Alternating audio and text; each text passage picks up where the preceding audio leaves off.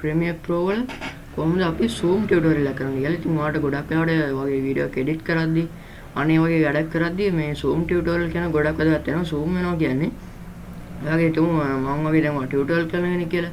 ඔයාට හිතමු දැන් ඔයාට මේ display එක record වෙනවා. ඔයාට ඕනේ මෙතන display කියන එක ටිකක් highlight කරලා zoom කරලා පෙන්නන්න.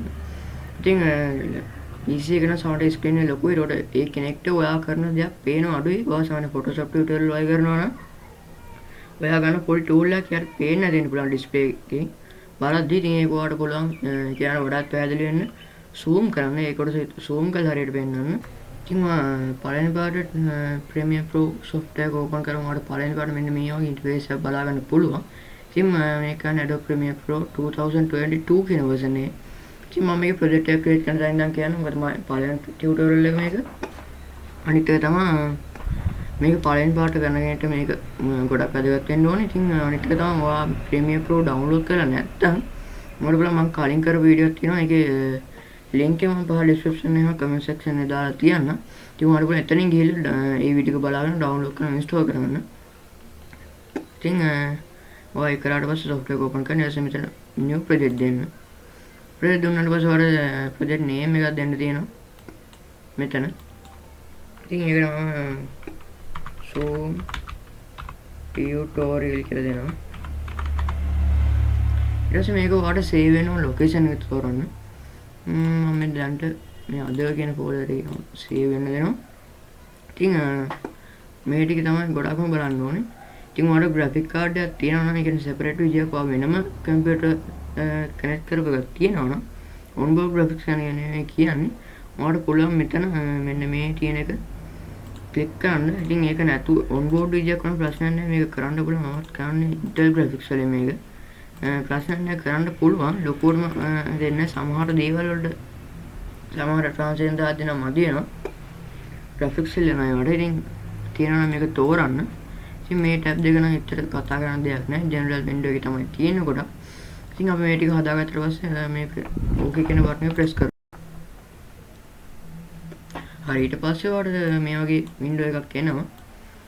ඉතින් මම නම් මේක වෙනස් කරලා දිනවා. ඔයාලට ප්‍රශ්න නැහැ මේ කොයි හරි තිබ්බත් මේ project එක. ඉතින් එතනට ඔයාලට පුළුවන් double click කරලා ඔයාලට අදාළ video clip එක import කරගන්න.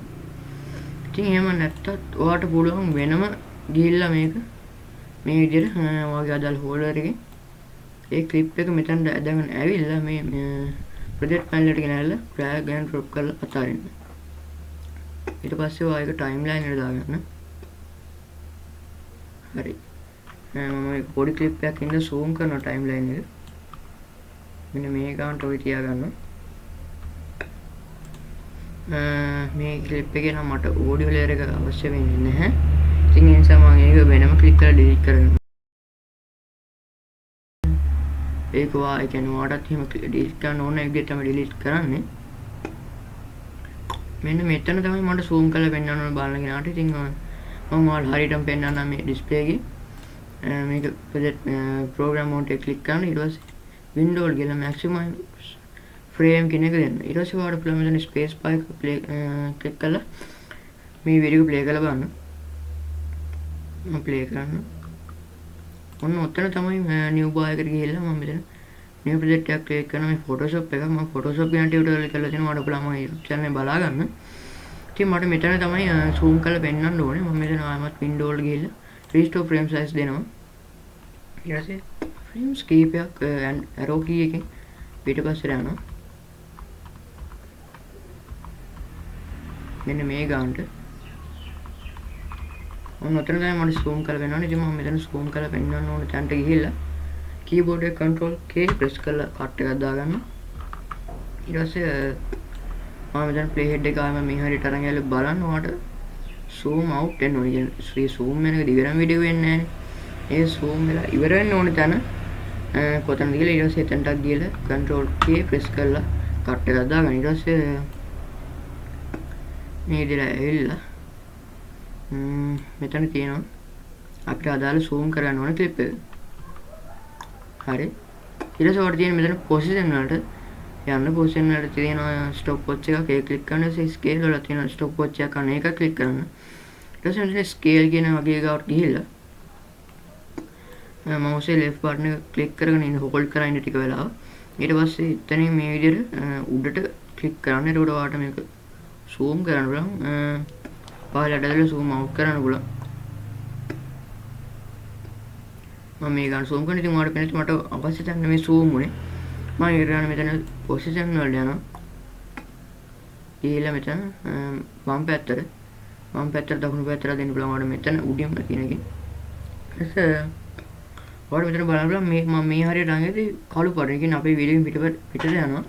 ඉතින් අපේ වීඩියෝ එකේ ගානට තියෙන නිසා මෙන්න මේ ගානට ක්ලික් කරගන්න. ඊට පස්සේ ඔයාලට මෙතන දෙවෙනියට තියෙන එකෙන් ගිහලා මේක උඩට අදින්න. මෙන්න මේ ටික.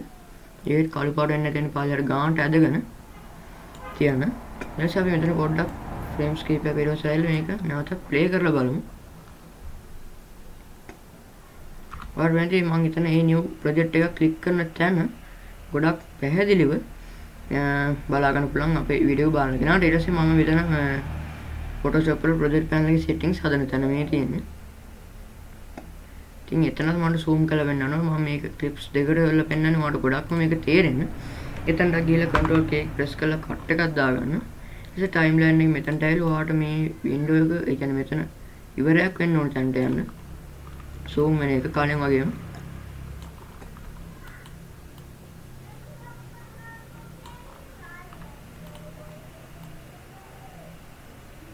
එන්න මේ ගානට මෙතනින් තමයි මම මේ window එක okay කරන්නේ. එතනට ගිහලා control K press කරලා cut එකක් දාන්න. ඊට පස්සේ යන්න ආයෙමත් වීඩියෝ එකේ මුලට එන්න. එන්න මෙතන timeline එක zoom කරගන්න.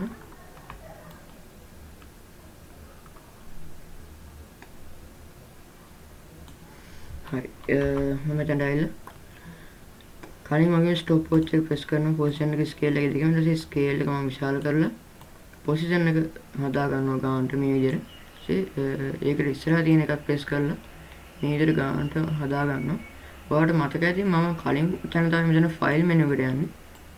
මෙතන ඉරනම් බැලුවොත් මම බලන්න පුළුවන් මම මේ කොටස තමයි මට highlight කරන්න ඕනේ. ඊටසේ මෙන්න මේ ගානට අරගෙන ඔයාලට ගානට දෙනවා නම් පොඩ්ඩක් ස්කේල් එක අඩු කරගන්න පුළුවන්. හරි. ඔන්න ඔතන තමයි අපිට zoom වෙන්න ඕන හරියටම. අපි ආයෙත් මේක ප්ලේ කරලා බලමු. හරි. ඉතින් මේ වීඩියෝ එක බලනගෙන ඉන්න මගේ Photoshop tutorial එක ගොඩක් පැහැදිලිව පේනවා මේ ටික. නැත්තම් ඒ කෙනෙක්ට වෙනම screenshot අරගෙන මේක zoom කරනවා. ඉතින් ඊට වඩා හොඳයි අපි වීඩියෝ එක edit කරද්දී අපි වීඩියෝ එඩිට් ප්‍රායෝගික කරන මේක ටිකක් එඩිට් කරන්නනේ මේ විදිහට හදලා ගන්නනේ මේක. ඉතින් ඒ නිසා මේ tool එක ඔයාලට ගොඩක් වැදගත් tool එකක් වෙයි කියලා මම හිතනවා. ඉතින් මේක ඔයාලට දැනනවා ඔයාලට ගොඩක් වැදගත් වෙයි. ඉතින් ඒ අයට ගන්න share කරන්න අමතක කරන්න බෑ. ඉතින් අපේ channel එක subscribe කරන්න නැත්නම් subscribe කරන්න. ඉතින් අපි ඊළඟ වීඩියෝ එක හමු.